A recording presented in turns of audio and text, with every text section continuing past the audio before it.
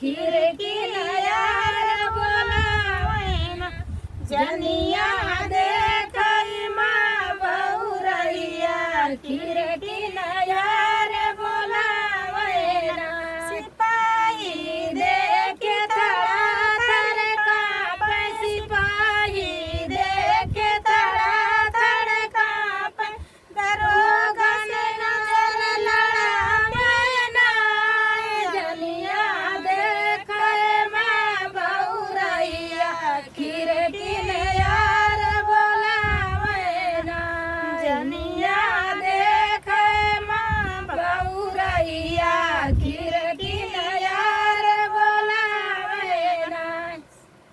चलिए, बहुत सुंदर ये कजरी गीत। और आप लोग कमेंट करके बताइएगा गाना कैसा लगा। प्यारा प्यारा सा आप लोग कमेंट करिएगा। इनके चैनल में जो लोग नए होंगे इनके चैनल को सब्सक्राइब करिएगा, लाइक कमेंट। और अच्छा भाजी, क्या करने आए हैं आप चंदा भाजी के पास? बोलें, आप कुछ आपसे पूछ रहे हैं। मुझे मिलने में बहुत अच्छा लगा। का अच्छा लगा तो हमें कुछ तो भवो नहीं कि जो बताई थोड़ा बहुत जो बताई देखा थी वीडियो, वही अच्छा लगा था, वही लिए मिले आई।